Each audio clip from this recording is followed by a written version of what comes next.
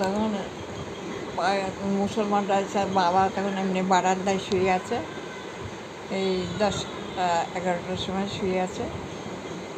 বাবাকে বলছে, বিজয় কাকা তোমার কিছু হবে না, তুমি থাকো। কাকে বলবি তুই? তখন তুমি যখন শুনলে ভারত স্বাধীন হয়েছে তোমার কেমন মনে হলো? বাবা বলছে কি মাকে, তখন আমার পিঠে একটা ভাই হয়েছিল, তুমি ওদেরকে দিয়ে মণ্ডল পাড়ায় যাও, ভারতীয় মণ্ডলের বাড়ি, পাকা বাড়ি ওদের, ওই বাড়িতে ঢুকো। মা বলছে তুমি মরো তো, আমি মরবো তখন তখন যখন মুসলমানরা বেরিয়েছে, যে সুরির ডাক্তারের বাড়ি, শান্তিবাবুর বাড়ি, ওই ঠাকুরপাড়াতে ঢুকেছে মুসলমানরা, ঢুকে বলছে এই শান্তিবাবুর মেয়েটাকে আমি নেব। তোমাকে? শান্তিবাবু আর আচ্ছা। ঠাকুরপাড়ায় শান্তিবাবুর বউটাকে আমি নেব, এই সুধীর ডাক্তারের বউটাকে আমি নেব। এরকম করে ওরা গিয়ে সেই দরজা লাগিয়ে দিয়েছে, দরজা খুলে না সব।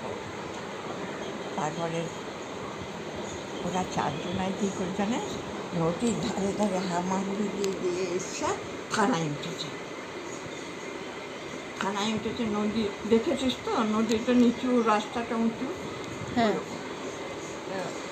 থানাটা, থানা দারোগা বলছে তোরা যে এসেছিস, সাহস তোদের বুকে নাই, এসেছিস তো একটা ব্লেড দিয়ে হাত কেটে আসতে পারিস না, কি কিছু যে একটু খুঁচড়ে রক্ত এনে দেখাতে পারলি না আমাদেরকে, আমরা কী নিয়ে যাবো?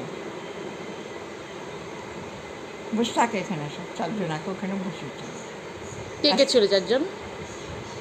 ছিল আমার দাদা আর মামা দাদু?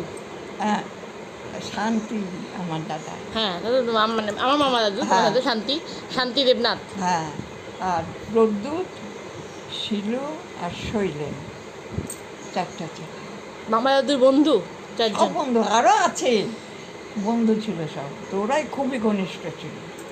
আর মুসলমানের একটা ছেলে ছিল সুজা বলে, ও দাদাদের দলে।